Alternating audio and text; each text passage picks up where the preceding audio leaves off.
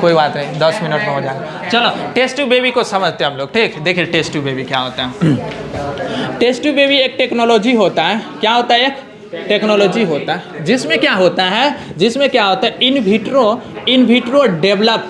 Vitro developed जो embryo होगा ना, in vitro developed embryo, in vitro मतलब बॉडी से बाहर, किधर?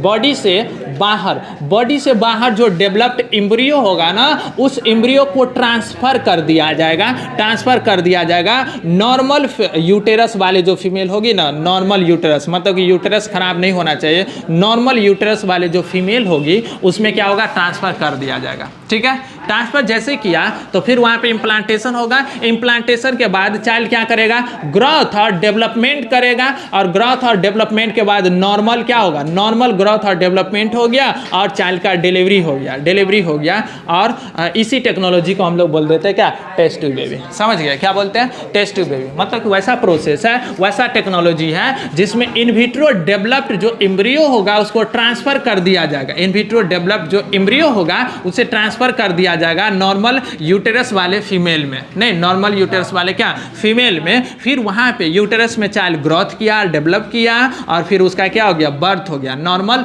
बर्थ हो गया। इसी टेक्नोलॉजी को हम लोग बोलते हैं क्या? Test tube baby. समझ गए। और यहाँ पे देखो इम्ब्रियो बनाने के लिए क्या चाहिए? इम्ब्रियो बनाने के लिए क्या चाहिए? जायगोट चाहिए, नहीं, और जायगोट बनाने के लिए क्या चाहिए? स्पर्म चाहिए और ओवम चाहिए, है ना। तो ये स्पर्म और ओवम, स्पर्म पेरेंट से यानी कि फादर से ले लिया जाता है, और ओवम मदर से ले लिया जाता है। समझ गए? किससे ले लिया जाता है? मदर से ले लिया जाता है। स्पर्म फादर से और ओवम क्या? मदर से ले लिया। दोनों को फर्टिलाइज करवा के क्या बना लिया? जायगोट बना लिया लेबोरेटरी पे। कहाँ पे? लेबोरेटरी पे क्या बना लिया? जायगोट बना लिया, ठीक। लेबोरेटरी पे क्या कर लिया? जायगोट बना लिया, और जायगोट को थोड़ा सा डेवलप होते ही क्या कर दिया? ट्रांसफर कर दिया फीमेल में, है ना। और ये जो फीमेल है, एक मिनट, ये जो फीमेल है, ये फीमेल या तो मदर भी हो सकती है, यदि मदर का यूटेरस ठीक है ना, यानी कि जो ओवम दिया उनका यूटेरस क्या है? ठीक है, तो उसी में डाल दिया जाएगा ना। यदि नहीं है तो एक मदर को भाड़े पे ले लो ना, 15 महीना के लिए। कितने दिनों के लिए?